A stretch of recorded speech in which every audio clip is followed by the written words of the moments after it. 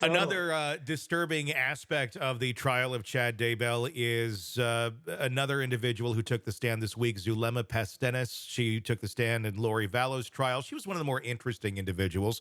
And another one who I would say, I think, part of the brainwashing, still probably a bit there. She even talked about being able to control the weather, or believe that she could control the weather. And even when questioned on the stand the other day, saying, "Do you believe that you can control the weather?" There was a pause. It wasn't a no. That was a crazy idea that we had. It's like, can I control the weather? Yeah. and no, I don't believe I can control the weather. But you kind of wonder, does she think she can control the weather? Here's some of her testimony that really, I think, is probably one of the damningest pieces that we're going to see against Chad Daybell. Again, talking about the future of JJ while he was still alive and how there ain't much future to be had. Let's take a look. During this meeting, Chad said that JJ was going to die young, that he was probably going to die soon, and that he was going to come right back to Earth as Colby's son. And who is Colby? Lori's son. Nothing like justifying murdering a child by saying he's going to come right back. Nothing to worry about. And Chad, he had these people around his finger, it really seems, and they would believe whatever magical thoughts he said. So I guess it puts in a little more perspective as to why Lori maybe was okay with her children being killed, because in her mind, they weren't her kids anymore. Yeah, that is chilling testimony and quintessential spiritual manipulation to try to convince somebody of this horrid thing, that this kid is likely going to die soon, but don't worry, he'll be back, and this is all already written in the spiritual cards or whatever. And I think it just goes to show, from the government's perspective, how manipulative Chad Daybell is and what he was planning. It's just more and more damning. We're going to hear another clip from Zulema in a second, but I got to ask, as we get closer and closer to this, finally getting to some sort of finale, do you think they're going to have that Chad's going to take the stand on this? Is that going to help, hurt? Where do you think it's going to go?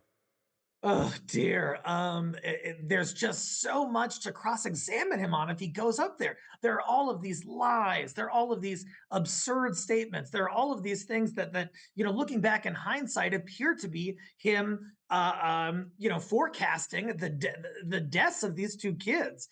And so if he gets up there, he's subject to cross-examination on all of that. I'm just not sure what kind of points he could be scoring. Yeah, I don't see how he could score anything with this. What's he going to say? I mean, what would he say? Like, I didn't say that? I mean, of all these people, it's shown that he did. And there's text messages. It's all there. Zulema also talked about how convenient it was for Chad and Lori when, the rules simply don't have to apply to them, just because, they're the exception to the rule. Let's take a look at that. I asked why they were together like that when he was still married, and he said that they had been married to each other 7 times before in other lives, and they had been exalted before together in other worlds, and that they were to be together in this life because they had a mission together, and that their spouses would understand because of the mission that they needed to complete. And then the topic of it didn't count for them again came up. And this is another of the times when Lori said, "It doesn't count for me." One of the most creative excuses to tell someone to justify an affair. Yeah, yikes.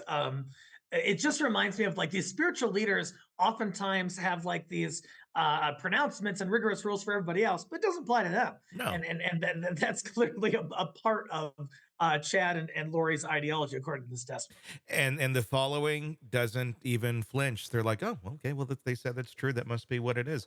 It shows the power that some of these people can have over their followers, and just how blindly some are willing to follow monsters like this.